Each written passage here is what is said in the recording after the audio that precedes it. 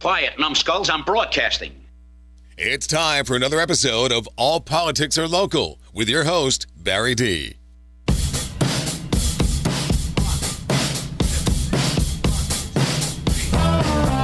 Welcome to All Politics Are Local. I'm Barry D, located and broadcasting from the WCHE studios, directly across from Penn's Table in downtown Westchester, Pennsylvania. All right. So what have I got today? Well, I have my monologue, I have 5 minutes with Jack, and my guest today is Roger Wayne from the Community Youth and Women's Alliance, the CYWA, located in Coatesville, Chester County's only city. At the boards today is a guy that is more dependable than Silver, the Lone Ranger's horse, Eric Clambera, the main producer of WCHE's morning show, radio host also, as well as, that's 5 days a week, and the creator of the latest off Broadway musical sensation about the difficulties that face the Philadelphia string bands called Mamma Mia. How about we get to that Wayback Machine here at All Politics Are Local and go back to the year 2000. We head back in time to where commercials can be genuinely funny and offended some, and, well, it offended some. Let's head over to a commercial from the beer that people used to drink without getting their stones busted. Bud Light presents Real Men of Genius. Real men of genius. Today we salute you, Mr. Athletic Groin Protector Inventor. Mr. Athletic Groin Protector Inventor. People love to play sports, but they don't love it when they get hit in the twig and berries. Oh! For years, cringing fans watched as man after man went down. But then you came along and said, "Here, stick this in your pants." Nice to meet you. The errant headbutt, the inside fastball, the wayward high five, all no match for your crash helmet. I'll bring it on. Sure, some athletes shun them, but don't worry, they'll come around. Show us the way. So crack open an ice-cold Bud Light protector of the package and know that we're just nuts about you. We're just nuts. Bud Light Beer, Anheuser-Busch, Fort Collins, Colorado.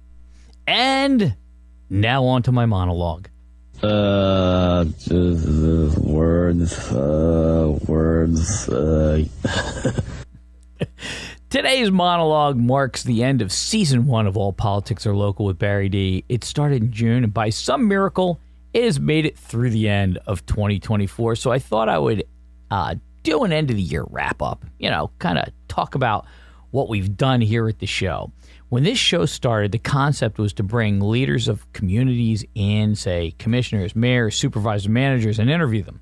Additionally, bring people in that are seeing things going wrong or right in their communities and give them a place where their voice would be heard by the public.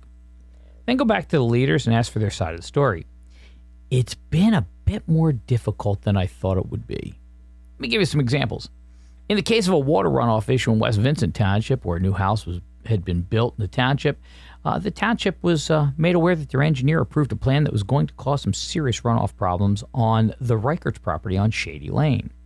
Well, that still isn't resolved. The new homeowners were issued an occupancy permit after promising the Reicherts that until the issue was rectified, those people couldn't move in. Then they issued it. One supervisor assured me that when the issue was resolved, it would be better that the township speak to the homeowner and not to me. Well, they haven't spoken to either of us because the runoff still isn't fixed. The drought stopped the problem for a while, but that really isn't a resolution, is it? End of the story is that nobody from West Vincent would talk to me and have been derelict in curing their mistakes. You can't handle the truth! In the case of the water runoff in Honeybrook Township at the location of 781 Meadow Drive, Sean McCormick has water streaming onto his property as the water runs down Route 322 and then runs into his street. When the neighborhood was built, there was no mild swale put at the intersection of 322 and Meadow Drive. So when you pull in, just be a little dip, right? That would have kept the water out of the neighborhood and allowed the water to continue in the same direction as before the development was built. And that it could run straight down to the meadow that was down below that was a wetlands, right? And this could still be fixed fairly inexpensively. Just have somebody come in, they do a little dig, they just swale it out a little, be fine, right? But instead, the Honeybrook Township people have doubled down and taken no responsibility, instead blaming the state. Repeated invitations of the supervisors to come on the show were rebuffed by 2 of the supervisors and ignored by 1. It goes on and on. 2 of the 3 county commissioners have not come on the show when asked. Eric Rowe recently came on to talk about the budget. Josh Maxwell at least responded to inquiries, and the other commissioner, well, there just was never a response.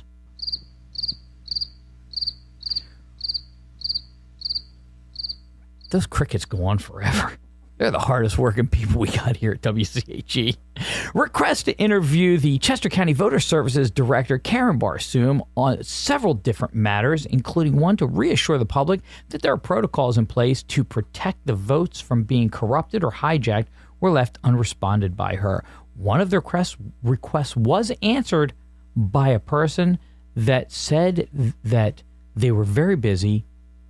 Karen Barsoom may come on later on, and simply directed me to their website. Yeah.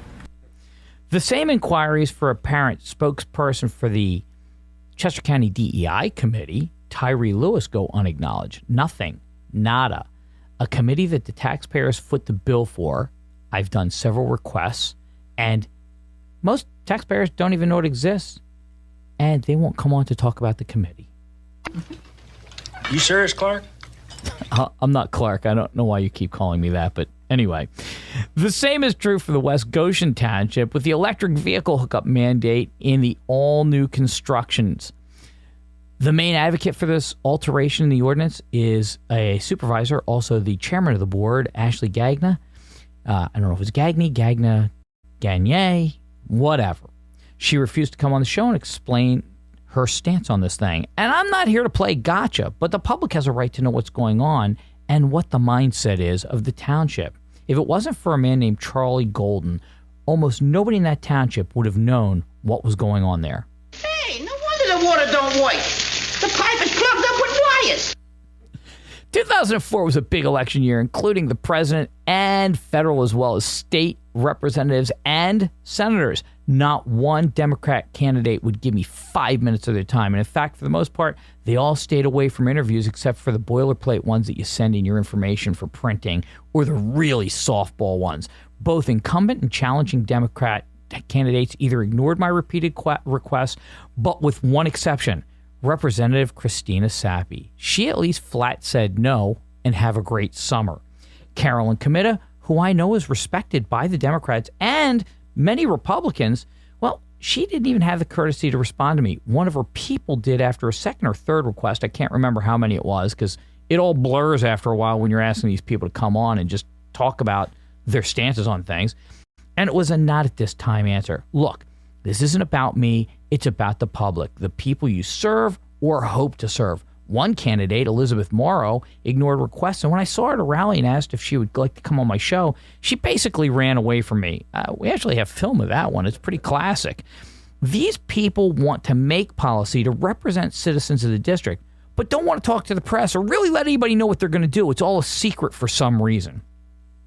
Even the chairman of the Chester County Democrats, Charlotte Vallejo, kept promising to come on. I literally have several promises. Oh, yeah, we're going to get on there.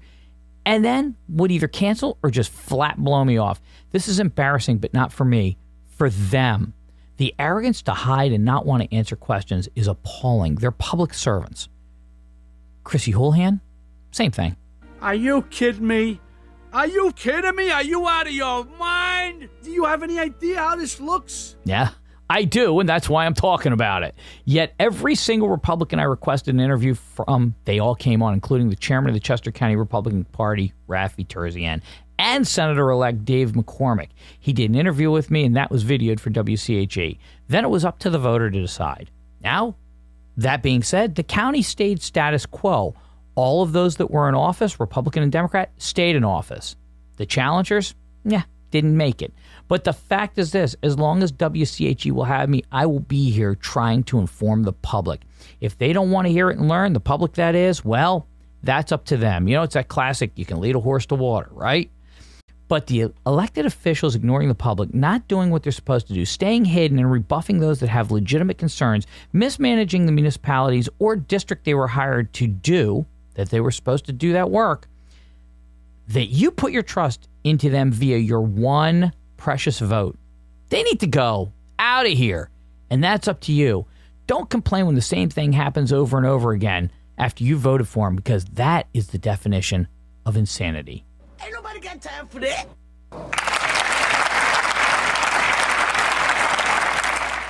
Let's take a break and come back with 5 Minutes with Jack. Barry D is back with All Politics Are Local.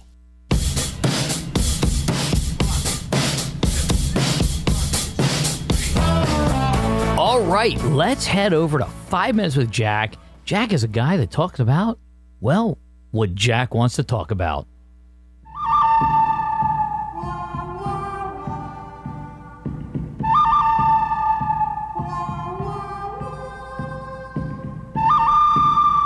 Good morning, Jack. Very good morning to you, sir. Merry Christmas.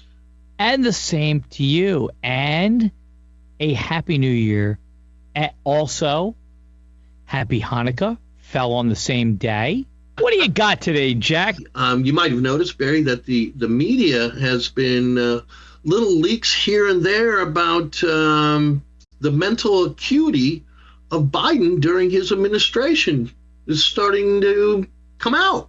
Oh, my God. The Wall Street Journal had a whole expose on how it turns out that President Joe Biden was having problems even before he was President Joe Biden, and that there was a great cover-up, and at any given time, there was 20 to 40 people in between anybody who wanted to see the president and the president himself, staffers that ran a blockade on that type of thing.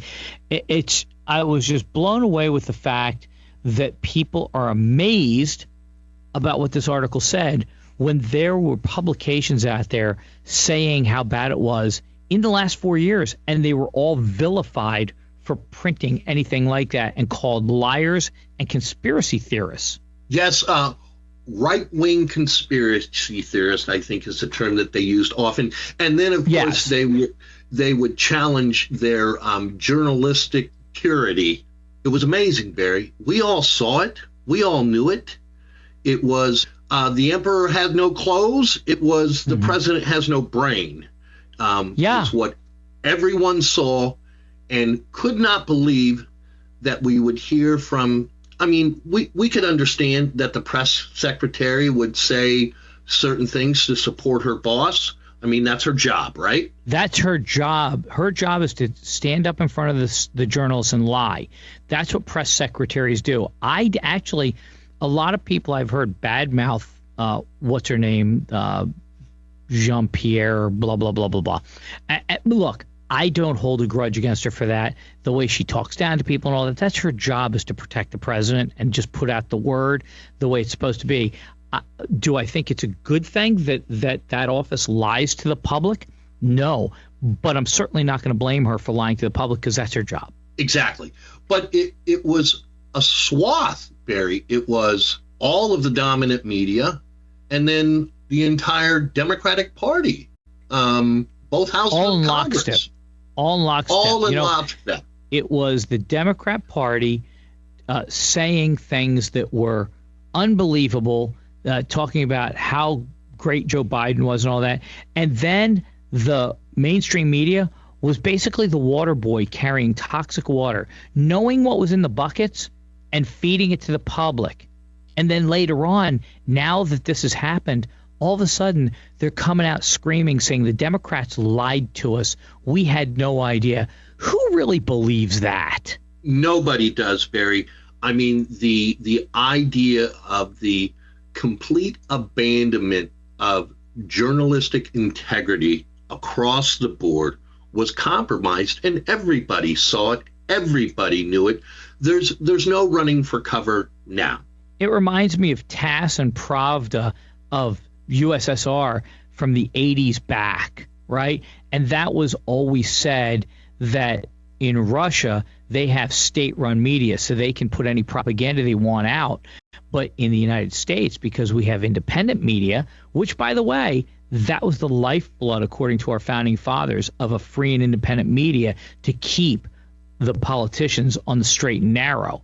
But here it turns out they just third-partied that out to the independent media, and they, again, like I said, just became the water boys for the government, which is not what they were supposed to be doing. Certainly not. They had, it was, as you mentioned, the founders of this country and the Constitution and the subsequent Bill of Rights knew that we needed a group, independent, the watchdogs of justice, and they failed the American people top to bottom, regardless of your political affiliation. They certainly didn't tell the truth for the better part of 5 years. Well, you know, my mother passed away from vascular dementia. And anybody who has experienced Alzheimer's or any type of dementia in their family, when you looked at Joe Biden, back when he was running for president, I could tell immediately he had dementia. It was onset dementia. I watched it and was shocked that they would allow that to go on. There's just a certain look you learn when you have to live with it. Yes, that faraway gaze. Yes, and yet they kept it from the American public. And we all saw it. And so, Barry, that kind of leads me to my next point. If Biden was incapacitated, who's been running the country? Isn't that the $64,000 question? Who was running the country? Was it Joe Biden? Was it the staffers and interns? Was it former President Obama, who said in an interview, you know, listen, taking all the heat, I don't know, but if I could do it where I just pull the strings and I'm in the background doing anything, I'd love to do that. Was it him? I don't know who it was, but we know who it wasn't. Absolutely. So whoever it was were the ones that were spearheading these policies. The most egregious of them, of course, is the open borders. Yeah, absolutely. Denying that there were any open borders. The border is closed. How many times did we hear that? The border is closed. The border is secure. The border is safe. And yet, anybody who went to the border could see the amount of humanity coming over it. The very same people that were telling us there was nothing wrong with the border are the same people that were telling us there was nothing wrong with Biden. Well, it was even worse than that, right? Then they said, what difference does it make anyway? These people need a place to go. We need to give them safe harbor. And the argument was, okay, but we don't know who they are. They're coming in with no identification. And people were saying, listen, they deserve a place just like everybody else. Open it up. Let them move out to the Midwest. Let them do this. Let them do that. And yet, if you start looking at the numbers of the people on the terrorist watch list that have been apprehended, and you know that's 10% of what there is out there that got in. You know, it's frightening. A friend of mine used to say, if you see one rat, there's 12 behind it that you don't see. It's got to be the same for terrorists. And now you start looking at it. Listen, with what's going on with Trump coming in, and Trump's already telling Hamas, you have those hostages out before I start or all hell is going to break loose.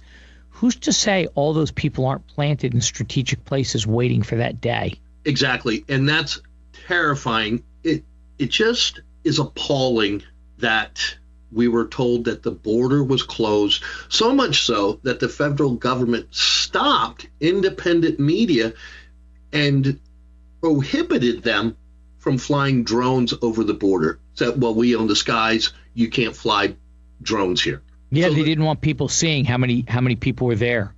Yes. The tens of thousands pushing across the border every single day, all up and down the southern border. Eric Adams, Sanctuary City, New York City, started screaming to the feds, we need more money, after they kept busing all the people in. If you remember, they had a thing about, they made a big deal out of Ron DeSantis shipping some of the illegals from Florida up to Martha's Vineyard, right, which was a sanctuary island, right? Yes. They immediately dispatched them out to Falmouth, North Falmouth, out to the military base there, and they got rid of them. They're like, yeah, sanctuary city, just don't bring any immigrants up here. And they did that. So they screamed about that. While quietly buses upon buses were dumping them that were federally funded into New York City, and they welcomed them. And then they found out the crime, the problems, the issues. And when Eric Adams started screaming, we need more help here. Not that he was against the sanctuary city. He was against the fact that the government wasn't paying all the bills while these people are living in 5-star hotels and getting food delivered to them every day. And then they turned on him. Yes, right? The minute you said the FBI anything, it was broke into over with his Eric office. Adams. I mean, Yes, how upside down is the world? We'll teach you to speak about that. So, of course, that was another element of these policies that took place under Biden was the weaponization of the Justice Department. For anyone that was I guess I'll use the term firebrand, or someone that was outspoken about what they were seeing and what they disagreed with. If they weren't going along with the program of the Democratic Party, well, there's a good chance that you'll have an FBI SWAT team, full tactical team, come at the early mornings to your door. Well, look what they did in a simple example. The guy that was in Philadelphia, right? In Pennsylvania here, at the abortion clinic, right? And they went after him. He had been assaulted by a guy. He pushed the guy back. I think the guy pushed his child or something, and the father lost it and pushed the guy back. He calls the guy that originally pushed his child, calls the cops. The cops come, they look at it and go, this is nothing. If you want us to charge him, we got to charge you. They walk away from it. The feds reopen it, and they go, well, we'll take on that case. We'll take on that case. And they prosecute him, and the jury, within 15 minutes after the whole trial, exonerated him, found not guilty. But he had to go through a lot of lawfare in the meantime. Yes, and while his kids are traumatized, and I think it was 5 to 8 children in the home when a full tactical team broke through the door. In the middle of the night. And it's weird how they always had certain news organizations got the tip, so they were there to film it all to humiliate them. Yes, there was certainly an underlining message there, Barry, and I think everybody knows what the message was. Everybody. Yeah, we're Venezuela with nukes. That was their message. That's what we are, a third world country. And we recall Biden saying there's going to be no civil war. We have F-16s. Exactly. Come on, man. So the bottom line it's no joke. It's no joke, Barry. Yeah. It's no joke. The bottom line on this whole thing, because we do have to wrap up, is that Wall Street Journal comes out, spills the beans on the whole thing. All of a sudden, the mainstream media is a bunch of victims, even though they were the toxic water boys. Now, I don't know where the Democrats go on this thing. God help all of them, the ones that actually believed all this. You know, there were a lot of decent, honest people out there that believed and trusted their representation that was lying to them. I don't know how they even vote Democrat at this point. They may hate the Republicans, but how do they vote for the very people that lied to them when they go to run for office again? I'd hate to be in that position. It's something that everyone should consider, how the entire country was lied to day in and day out for the last 5 years. And it wasn't something that was difficult to see or recognize. It wasn't complicated. It was obvious. Obvious to everyone that was paying attention. But as long as there was reinforcement coming from legitimate news sources and our representation, well, you know what? I got to believe them. They're the government, and they're the independent media, and they let us down and got away with it. Yes, and I do recall we fought a revolution when a government acted like that. On that note, I should let you go, and we'll talk next week, Jack. Oh, Barry, one thing. I wanted to bring up something real quick. Go ahead. Starting next year, we might have our first sponsor. Oh, really? For the segment, and I'll have more on it starting the new year. Oh, that's great. I'm looking forward to it, Jack. Excellent. Thanks, Barry. Thanks, Jack. We'll talk next week. Alrighty, let's take a break. When I come back, I'll have my in-studio guest, Roger Wayne, on to talk about the CYWA and what's happening with them over in Coatesville. Barry D is back with All Politics Are Local.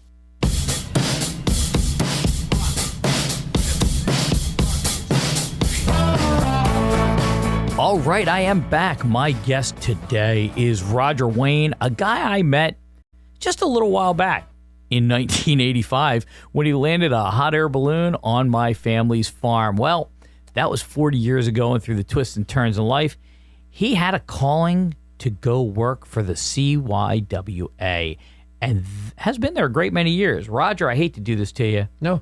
I always have this theme song for my guests and couldn't think of another one other than this. But in a way, it's kind of fitting because your work goes towards helping people get through life and try and make a better life for themselves with some help and guidance. So this is for you.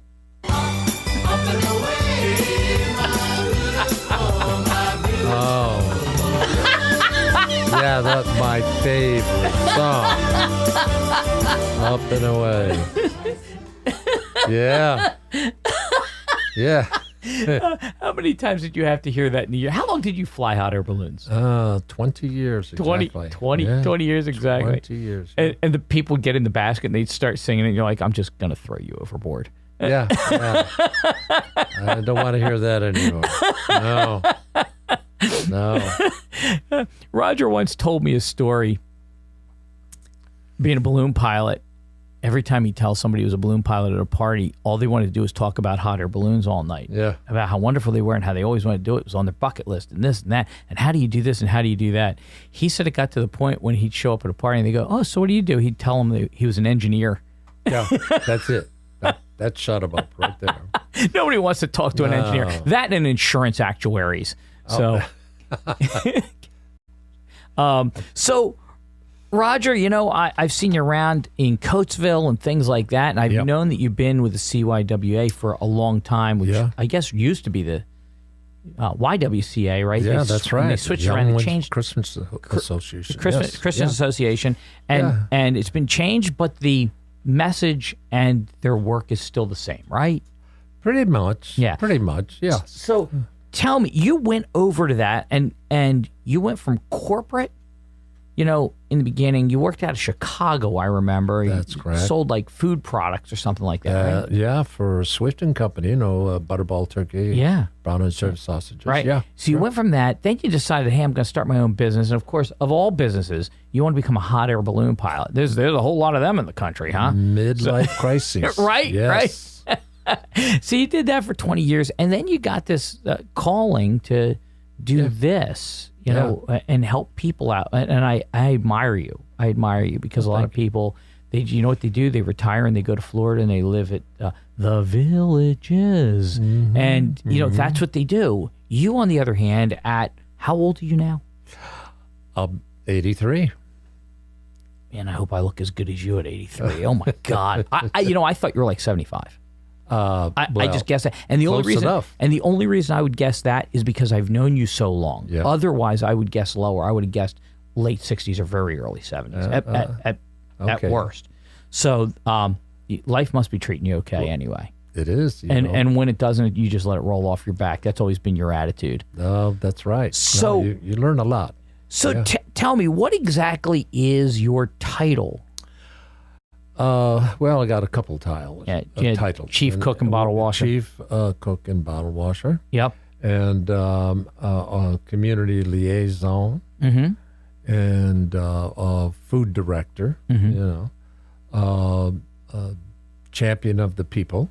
Mm-hmm. You know, all of those kind of titles. Well, I've seen you. It's funny you say that. Community Liaison. I saw you down at First Mondays in Coatesville. You were out on the streets talking with people, talking with ministers, talking with people, doing all sorts of stuff. You were out and about, man. You were everywhere there, up and down the streets. Yeah, it's a lot of fun, for one thing. I mean, one of the things about Coatesville, because it's such a closed community, is that you're recognized. And if you're... Is that good or bad? Yeah, no, it's good. It's good if you're, let's say, walking down the street and you hear for example, in the summertime, you hear a lot of horn beeping. Uh-huh. And that's because you get recognized. There goes Joe, there goes Sam, there goes Susan. And they hit the horn and you wave to them, and that goes on. And so if you're walking down the street and somebody beeps the horn at you, you know you've made it. Right. In Coatesville. Right. In Coatesville. In Coatesville, yes. Yeah. It's a great raw, what I call raw community. Right. It's a relationship. It's all about relationships. No question about that. Yeah. It's family and highly extended families are there. Mm-hmm. You know, maybe there's 100 people in a particular family spread throughout the area, and so it's kind of again, family. A lot of people that born in Coatesville stay in Coatesville. Yeah, it's generations in there. Generations. Yep. That's Back right. to the old steel mill. My grandfather worked in the steel mill. My father worked in that whole thing. That's right, and you're surrounded, and I always like to say this, by 2 bridges and 2 ridges. It's just a real pocket. Yep. And, you come down from the VA on that one road, Black Horse, or whatever it is, and you overlook the Black row Horse Hill. houses. Yep. Yeah. You overlook the area, and it reminds me of San Francisco and places in Pittsburgh, for example. I was going to say Pittsburgh. Yeah. Reminds me of Pittsburgh. Right. Steep incline or decline into that, right dropping into that valley. Yeah, and you're literally dropping out of Chester County. Chester County being the wealthiest county in the state of Pennsylvania, 23rd wealthiest out of over 2,000 counties in the United States. Yes. I mean, we have millionaires walking the streets all the time. And now you have this pocket of poverty there. And you say, well, how does this thing manage to exist? Quite frankly, I don't know how, but the rent is lower probably in Coatesville than it is in Westchester. Okay, but things are going to change. Of course, you got the train station coming in, and there's we know that regionally there's going to be a lot of influx of money and a lot of activities. Or I think they're talking about some kind of thing where you get on a bike and you go. I don't know what they call them, but they. Oh, the e-bikes? Aerodrome or whatever, something along that line. You're talking about like the Trexlertown thing, the velodrome. Yeah. That's French. Velo is a bicycle. Yeah. That's all about all the French I got. Well, so there. I'm sure there's going to be smaller businesses and technology coming in that area, and of course, the fear of the people is that it's going to be gentrified. Well, and that's an interesting point you make, because in saying that, the issue is as things come in, things get more expensive. And as things get more expensive, the poor still have to have a place to live. Where are they going to live? So you run into these issues. Then people start talking about rent control. Then the landlord's like, oh, rent control. My taxes are high. Coatesville taxes are high. They got this. They got that. They got all these regulations. And it's this vortex. It's a chase, right? You're always like, how do I make this work? How do I make it inexpensive? I'm going to tell you, I know several people that have rentals down there, nice rentals that they rent out.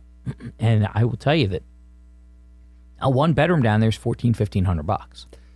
Exactly. There's some assistance given by some agencies out there, and I don't know, if you're only making, let's say, $15,000 or $20,000 a year, there is rental assistance, and of course that's going to have to increase. Right. And with all the new buildings going in now, new apartments, and you know, and I know that there's thousands of apartments that they've are now putting in place, not only in Downingtown and Exton, that area, but everything is going west. Right. And I, for some reason, I just have to believe that it's still going to work out best for the people. There are going to be jobs available.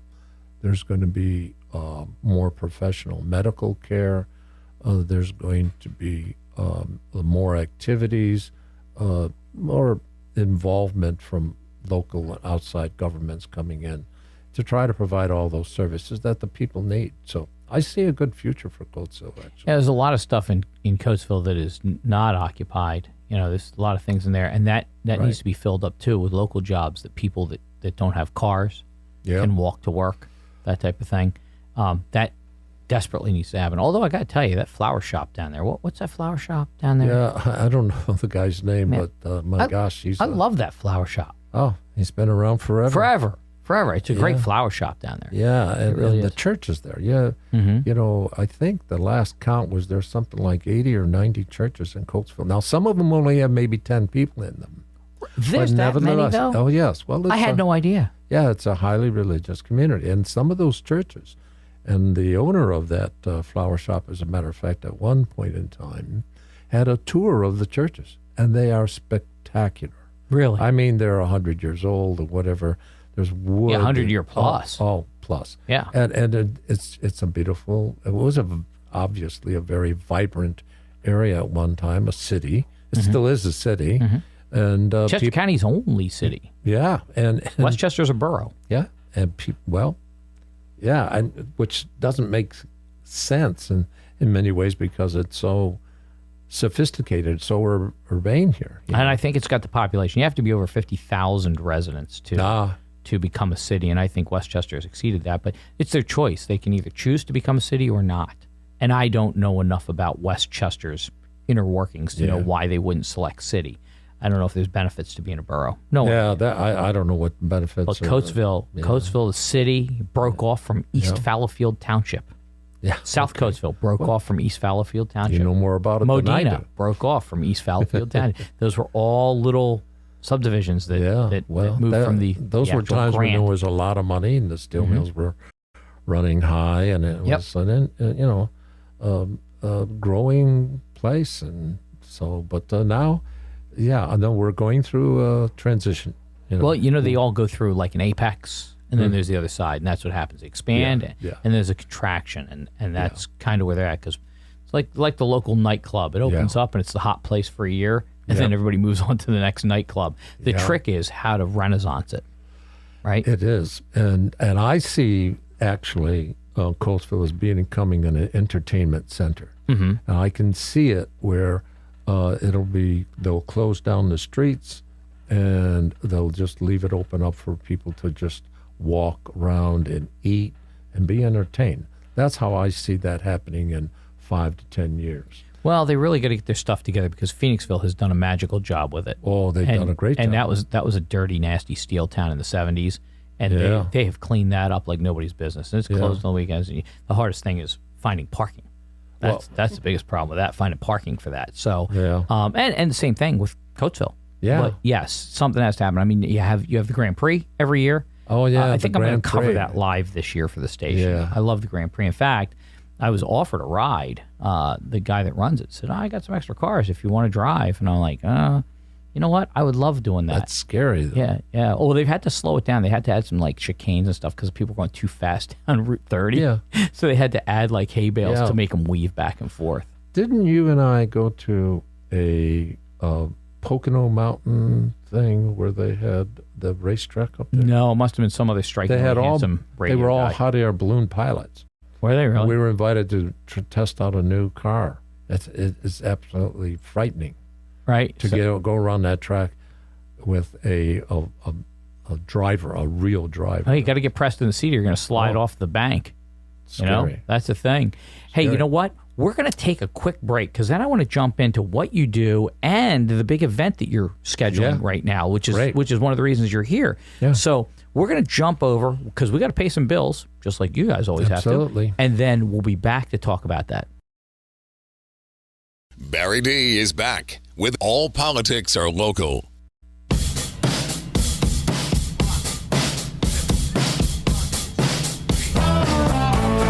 All right, we are back. I'm Barry D, and I'm with Roger Wayne from the CYWA out of Coatesville, Pennsylvania, one of the places that helps out people that are in poverty, people that need a hand up. So now, tell me about the mission. Tell me about what the CYWA actually does on a daily basis. Okay, well, there are several things. We have you might say, departments. Okay, so for example, we have the drug and alcohol rehab. Okay, now that's a 6-month residential program, and we have anywhere from 5 to 10 ladies in there with their children, not necessarily all their children.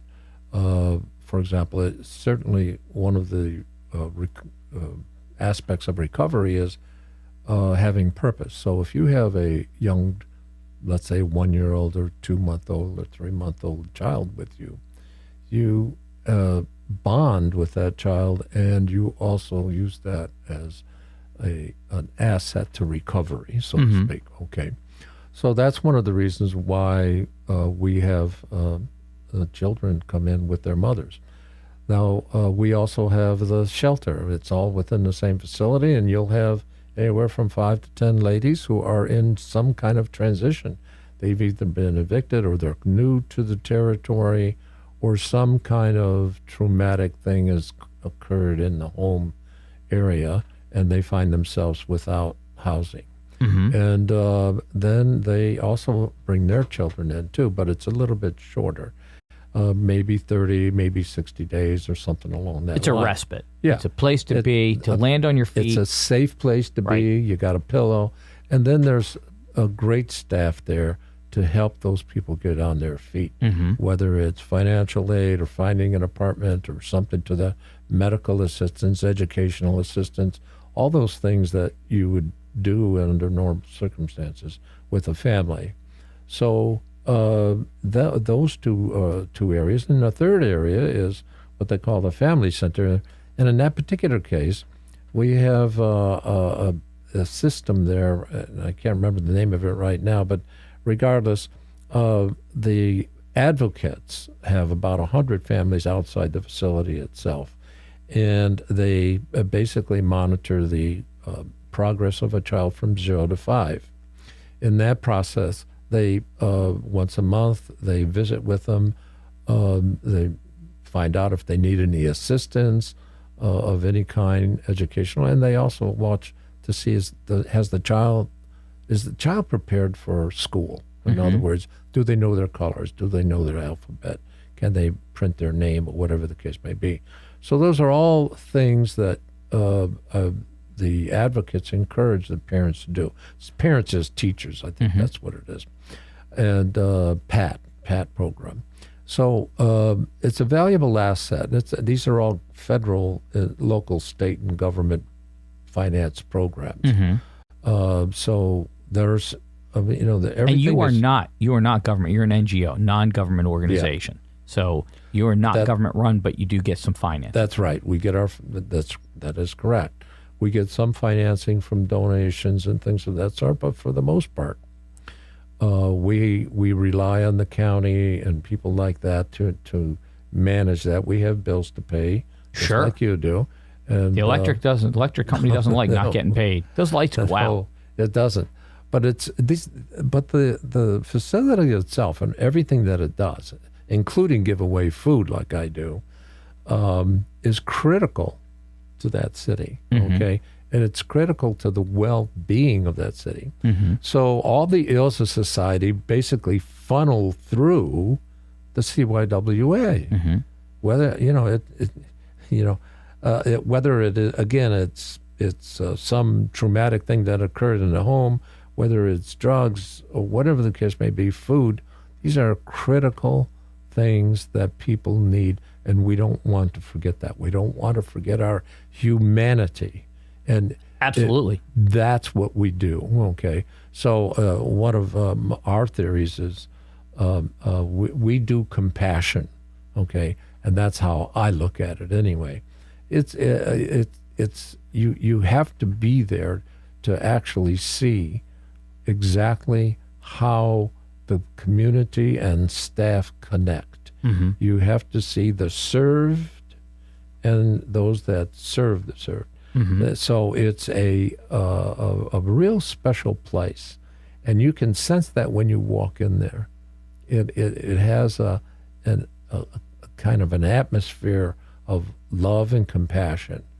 Everybody cares about everybody else. Do we all agree on everything? Of course we don't. Right. But it is something that you just automatically see, and you wonder, how can this place exist in this particular area?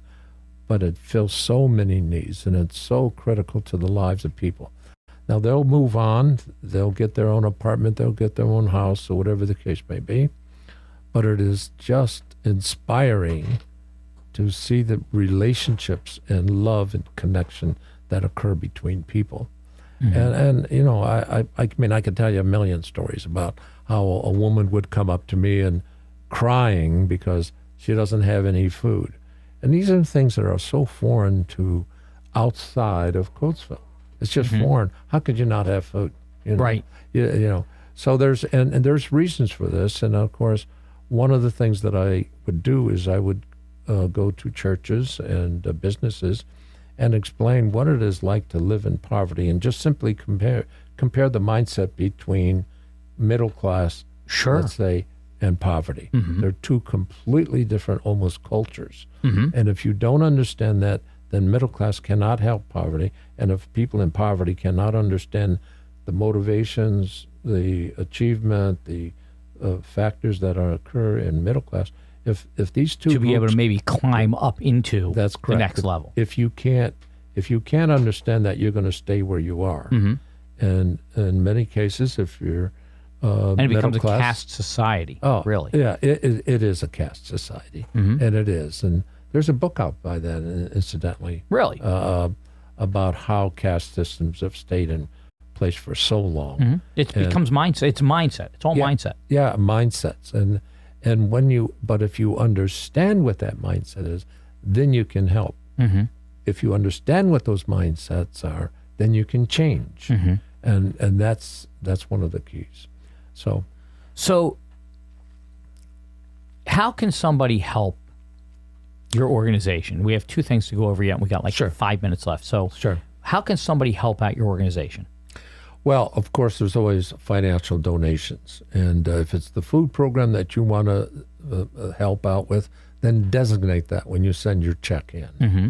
If you want to actually participate mm-hmm. and immerse yourself into that culture and grow your heart, grow mm-hmm. your compassion, and it doesn't see how matter, the other side has to live. Survive. Once you see and you find out that these folks are the same people that you're sitting across in any middle-class church or any wealthy church, mm-hmm. they're the same people. They just have a slightly different mindset. Mm-hmm. And once you learn that, then you start sharing in this humanity. Mm-hmm. And that's what's very interesting.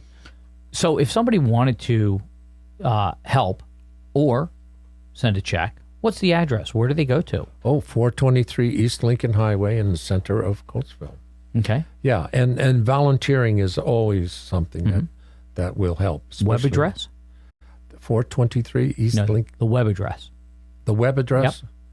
CYWA.org. Nice. That's an easy one. Yeah. That's an easy one for that. That works out well. Now, we only have 2, maybe 3 minutes left. You have an event coming up. Mm. Tell us about it. Well, of course, after being there for so many years, you begin to absorb the mindset of everybody. And one of the things that I knew or decided anyway, that was lacking in Coatesville was spirit. There's a certain spirit that is not there. Mm-hmm. So I worked with some of the youth during Martin Luther King holiday over the years. And what I found out is that these little kids, let's say 5, 6, 7, 8 years old, had some concrete ideas about things. Mm-hmm. And so I said to them, well, if you had to express that, or if you had to protest that, how would you do that? So, well, I'd get a sign and I'd write on there.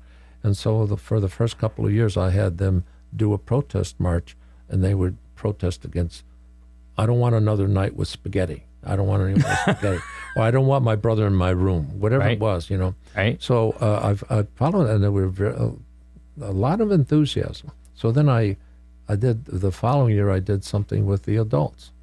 And they marched around the city before we had a good a meal. Mm-hmm. And so we did that. And then finally, we came up with the Martin Luther King the holiday event, which is now a reenactment of the crossing over the Edmund Pettus Bridge back in '62, where we started the civil rights movement. That was in Selma. Yeah. Mm-hmm. And we had 700 people participate. Oh, get out of here. No, and it was an amazing thing, an amazing process. This is our second year. We're learning, and the spirit of the people, you can't even, I can tell you what, I've marched in Chicago against the war, and now I'm marching here, and there is nothing like walking with a group. So to belong to that, to stage up and do all that, what does somebody have to do? Because I have to close out the show. First off, I can give you some names and phone numbers. One of them is Pastor Rob Marshall, mm-hmm. and he's with New Life Church in Coatesville, catty corner from us. But his number is 610-999-9308. He would be one of the first people that I would connect with. This is also a nonprofit now. Okay, so that people can donate for that event. Okay. And so and the date is? I'm sorry, I beg your pardon. Okay, that's Inauguration Day, January 20th. January 20th. Yeah. Okay, at what time? It's going to start at 8:30. And 8:30 a.m. Yep. We'll march to the church. Then we'll have actors come in and give speeches on, whether it's Ralph Abernathy or Martin Luther King Jr., they act as those individuals. Then we're going to, but it's a whole weekend because Saturday we're going to have a symposium addressing certain subjects in the area. On Sunday we're going to have a gospel choir come in as well. So it's a full program, but I would say to you, contact Rob. Okay. And you can get some further information on it. You got it. I got to close out the show. Roger, hang tight with me real quick. I'm going to wrap this up. Probably going to run over a minute or two. As always, great big thanks to Eric Clambera, my producer here, and the co-host of the morning show Mondays and Wednesdays with me. This week has been especially difficult for him. He wanted to go on strike, but found out first you have to get paid to get an increase in pay. Man's got to know his limitations. As I end the last show of the year, I'd like to thank everyone here at WCHE for being such super people to deal with. I mean, they've been so great. Now, I haven't met some of them, but I think that might be a condition of their probation. Thank you to Donna Saul, the manager here at the radio station, the one that puts the trust in each and every one of us here at the station to do our jobs well. Hopefully, my contract will be renewed on the 1st, or my next performance will be at a hot dog cart at the corner of High End Market. Local radio. Local radio is the most important form of communication to the masses. Local radio tells you what's happening in your area, the things that ultimately affect you the most. Philadelphia radio doesn't care about Westchester and Chester County as a whole. They care about Philly. Local radio and our sponsors work to get the important information and entertainment out to its neighbors, friends, and relatives. Support our sponsors. They support our communities and the CYWA. Yeah. If you like my show, take the time to send a nice note to WCHE at WCHE1520.com. If you don't like the show and you hear this, there must be some redeeming quality about me, or you're just a masochist. Be sure to like and follow the WCHE Facebook page where you can keep up with what's happening around the town and the county. You can see my updates and videos on both my Facebook page, WCHE, All Politics Are Local, with Barry D, and my YouTube channel, All Politics Are Local with Barry D. Today's intro and outro music is the Electric Light Orchestra, or ELO, and the song is Don't Bring Me Down, a Billboard Hot 100 hit that made it to number 4 in 1979. And the final advice of the day, as we come into the last few days before New Year, think about all the things you've done in 24. Were there things you would have done differently, things you regret or didn't say? Just learn from those mistakes and try not to repeat them. Life is about learning. Regrets come and go, but resolution makes a difference about how you feel in life. I'm Barry D. For All Politics Are Local. Thanks for listening.